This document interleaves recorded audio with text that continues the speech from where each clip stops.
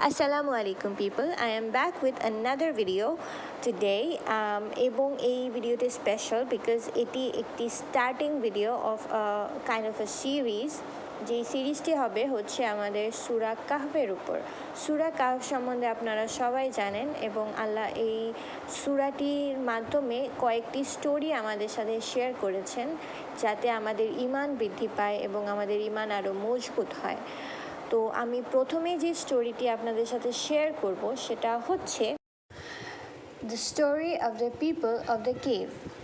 সূরা কাহফের 9 নং আয়াত থেকে জানা যায় যে আল্লাহর এক বিস্ময়কর সৃষ্টি হচ্ছে এই গুহার অধিবাসীরা, অর্থাৎ রাকিমের অধিবাসীরা। তো starting from the very beginning, ঈসা আলাইহিসসালামকে আল্লাহ যখন উঠিয়ে নিলেন তখন এর পরবর্তী সময়ে ওই এলাকার শাসকেরা ঈসা আলাইহিসসালামের প্রচার করা ধর্মকে না মেনে তার বিরুদ্ধে চলে গেলেন এবং যারা যারা ঈমান এনেছিল বা আনার প্রয়াসে ছিল তাদেরকে গ্রেফতার করে তাদেরকে মৃত্যুদণ্ড পর্যন্ত দেয়া হচ্ছিল। তো এরকমই এক সিচুয়েশনে কিছু যুবক ছিল যাদের মনে আল্লাহ ঈমান দিয়েছিলেন এবং তাদের ঈমানকে আরও মজবুত করে দিয়েছিলেন, ফলে তারা এই সকল অন্যায় এর প্রতিবাদ করেছিল এবং তারা ভয়ে ছিল যে যে কোনো সময় তাদেরকে হয়তো মৃত্যুদণ্ড দেওয়া হবে অথবা তাদেরকে ধরে নিয়ে গ্রেভ পানিশমেন্ট দেওয়া হবে অথবা তাদের ঈমানকে চেঞ্জ করে দেওয়া পর্যন্ত হতে পারে। তো এই সিচুয়েশনে তারা সকলে মিলে পালিয়ে যাওয়ার প্রয়াস নিল এবং যখন তারা সকলে মিলে পালিয়ে তারা এক গুহায় আশ্রয় নিল এবং আশ্রয়ে চাইল আল্লাহর কাছে এবং মহান আল্লাহ সুবহানাহু ওয়া তাআলা এই দোয়া কবুল করলেন এবং তাদেরকে সূরা কাহফের 25 নং আয়াত অনুযায়ী 300 বছর এবং অতিরিক্ত আরও 9 বছর ওই গুহায় ঘুমন্ত অবস্থায় রাখলেন।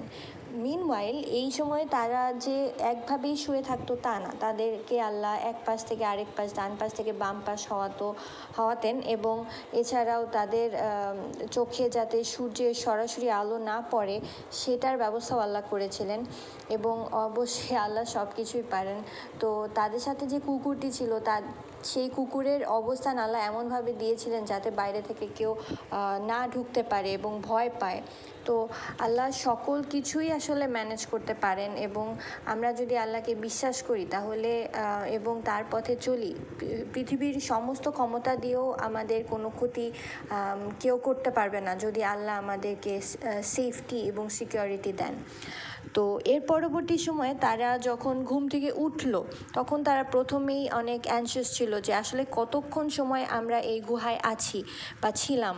তারা ডিটারমাইন করতে পারছিল না, কারো কাছে মনে হচ্ছিল কয়েকদিন কয়েক ঘন্টা।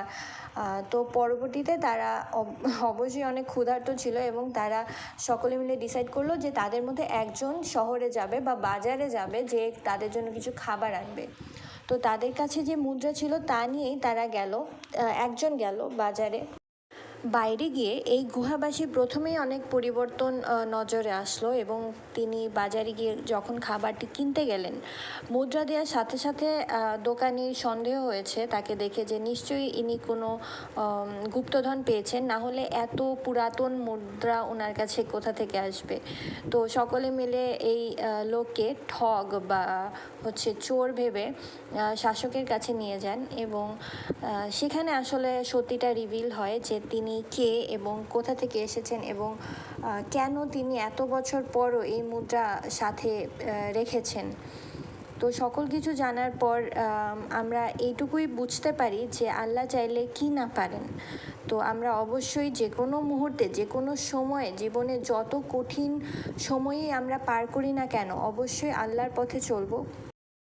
Please to subscribe, hit the like button and comment if you have anything to tell me and আমরা এর পরবর্তী ভিডিওতে ইনশাল্লাহ কোরআনের সূরা কাহফের এর পরবর্তী স্টোরিটি নিয়ে আলোচনা করব। Thank you.